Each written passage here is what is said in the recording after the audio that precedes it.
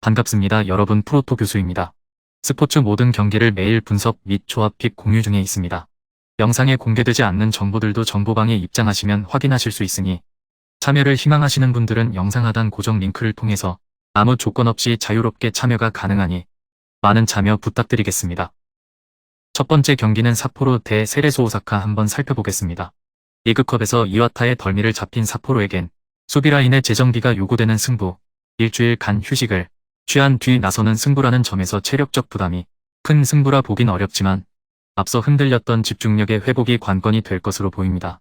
오사카 더비에서 간바의 덜미를 잡혔던 세레소 역시 공수 재정비에 초점을 맞춘 채 이번 승부에 나서려 할 것입니다.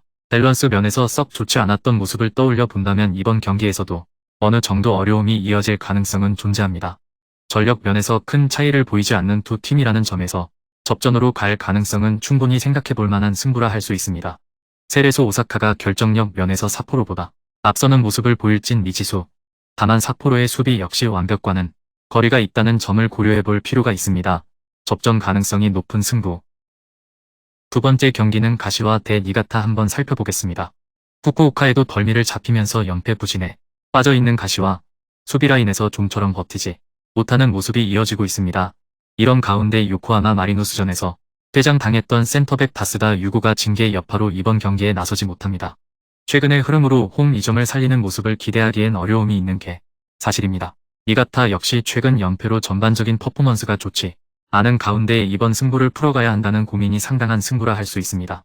원정에서 수비 위주의 전개를 통해 돌파구를 찾아가려 할 것으로 보이지만 어느 정도의 효과를 만들어낼지는 생각해볼 여지가 있는 게 사실입니다. 두 팀 모두 최근 연패로 전반적인 퍼포먼스가 좋지 않은 가운데 승부를 풀어가야 하는 상황입니다. 최하위로 처져 있는 가시와의 힘이 제대로 발휘될지는 미지수다. 니가타 역시 최근까지 흐름이 썩 좋지 않았던 부분은 아무래도 걸립니다. 세 번째 경기는 FC 도쿄 대 나고야 한번 살펴보겠습니다. 리그컵 교토전에서 승리하면서 최근 리그에서의 연패 부담을 어느 정도 덜어내는 대성공한 도쿄. 득점력이 최근 꾸준하게 나오고 있다는 점은 고무적이지만 여전히 수비라인에서 완벽한 경기력과는 거리를 두고 있다는 점을 고려하지 않을 수 없습니다. 홈 2점을 살려야 할 승부지만 전반적인 흐름은 수비와 역습에 맞춰질 가능성을 생각해볼 만한 승부라 할 수 있습니다. 홈 4연전을 모두 승리로 장식했던 나고야는 이번에도 공격적인 퍼포먼스를 통해 결과를 만들어내고자 할 것으로 보입니다. 다만 이런 전략이 어느 정도의 효과로 나타날지 장담하긴 어려운 측면은 분명 존재합니다. 앞서 도쿄가 어느 정도 흐름을 살리는 모습을 보여준 점은 고무적인 부분이라 할 수 있습니다. 하지만 나고야와 정면 승부를 펼쳐 결과를 만들어내는 모습까지 기대하긴 어려운 측면은 분명 존재합니다. 접전 가능성을 떠올려 볼 만하지만 승부처에선 나고야가 좀 더 나은 결과물을 얻을 것으로 기대해 볼 만한 승부.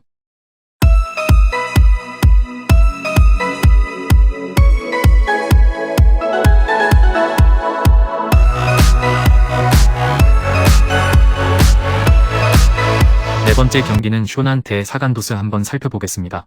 가와사키와 접전 끝에 패한 쇼난은 앞선 가시마전 패배까지 더해져 전반적인 흐름이 좋지 않은 가운데 이번 홈 경기를 치러야 합니다. 앞선 1왕배에서 대승을 거두면서 분위기를 살린 점은 주목해볼 만하지만 이번 경기에서도 같은 결과를 낼 것이란 보장이 없다는 게 문제. 사간도스는 요코하마 마리노스와의 리그컵에서 대패를 하면서 분위기가 처진 가운데 이번 경기에서 반등 실마리를 잡아야 합니다. 다만 앞선 경기에서 수비라인이 크게 무너졌던 여파를 피하기는 쉽지 않아 보입니다.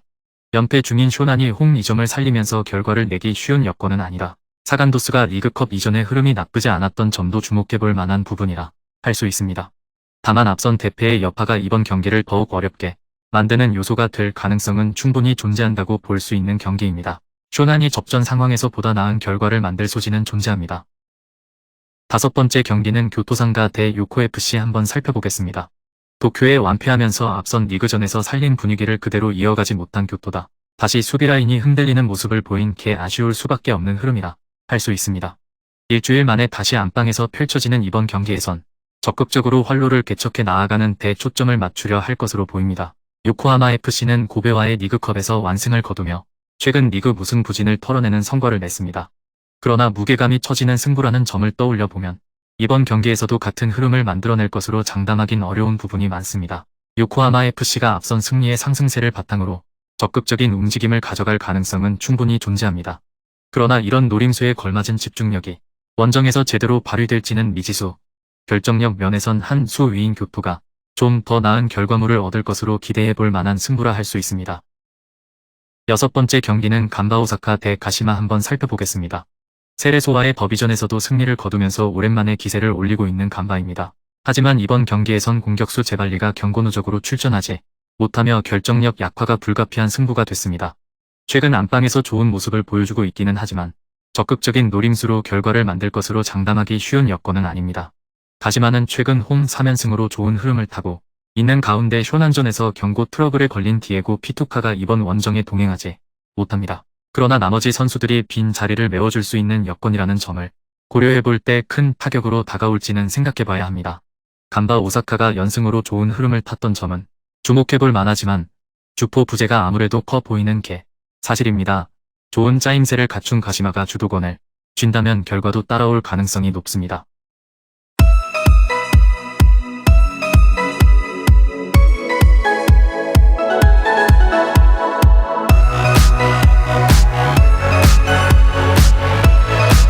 일곱 번째 경기는 산프레체 대 요코하마 한번 살펴보겠습니다.